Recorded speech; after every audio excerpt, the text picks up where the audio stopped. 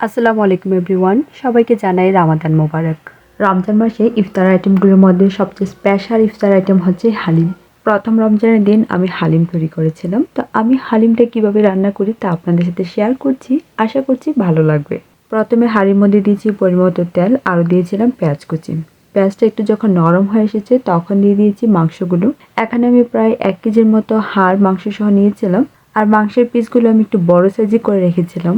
তো মাংসটা কিছুক্ষণ বেজে নেব, আর একটু পরেই দেখা যাবে যে মাংস থেকে অনেক পানিও ছাড়বে। মাংসটা দেওয়ার পরে দিয়েছিলাম পরিমাণ মতো লবণ, আরও দিয়েছি এলাচি, দারচিনি, তেজপাতা, আর দিয়েছিলাম মেথি। তো মাংসটা আবারও কিছুক্ষণ নেড়ে চেড়ে দিয়েছি, তারপর দিয়েছিলাম বাকি মশলাগুলো। দিয়েছি পরিমাণ মতো আদা বাটা, রসুন বাটা, আরও দিয়েছিলাম হলুদ গুঁড়া, ধনিয়া গুঁড়া, জিরা গুঁড়া, আর প্যাকেটের যে মশলাটা আসে সেই মশলাটা থেকে অর্ধেকটা মশলা দিয়েছিলাম। এখন মাংসের সাথে মশলাটাকে খুব ভালো করে মিশিয়ে নিচ্ছি, আর এইভাবে আমি কিছুক্ষণ ভালো করে কষিয়ে নেব। আর এই সময়টাতে কোনো ঢাকনা দিইনি। যখন মাংসের পানিটা শুকিয়ে যাবে তখন আমি পরিমাণ মতো গরম পানি দেব সিদ্ধ হওয়ার জন্য। এখন মাংসটা সিদ্ধ হওয়ার জন্য ঢাকনা দিয়ে ঢেকে দিচ্ছি, আর এই সময় চুলার আঁচটাকে আমি একদম মাঝারি আঁচে রেখেছিলাম। আমি জানি হালিম রান্না করা খুবই সহজ, সবাই এই রেসিপিটা জানে, তারপর আমি শেয়ার করছি আমি কিভাবে রান্না করি। আর এদিকে হালিমের প্যাকেটে যে চাল ডালের যে মিশ্রণটা আসে সেটা এখন পানিতে ভিজিয়ে রাখবো। আর এই হালিমটা আমি রান্না করছি শানের। আমার কাছে এটা পাকিস্তানি একটা ব্র্যান্ড, কিন্তু আমার কাছে খেতে ভালো লাগে। আর এই মিশ্রণটা রান্না করার আগে যদি আধা ঘন্টা পানিতে ভিজিয়ে রাখা যায় তাহলে কিন্তু রান্না করতে খুবই ঝটপট হয়ে যায়।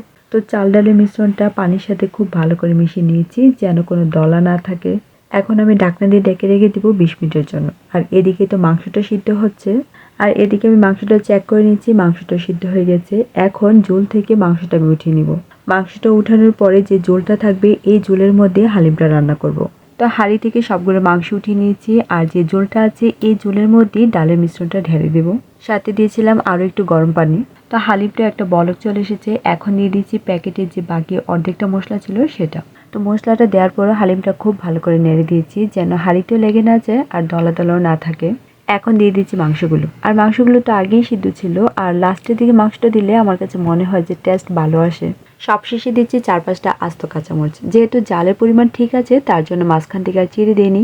এখন হালিমের মধ্যে বাগার দিব, আর বাগার দেওয়ার জন্য এখানে তেলের মধ্যে দিয়েছি পেঁয়াজ কুচি, তেজপাতা আর মেথি। যখন পেঁয়াজটা একটু ব্রাউন কালার হয়ে এসেছে তখন আমি হালিমের মধ্যে ঢেলে দিয়েছি।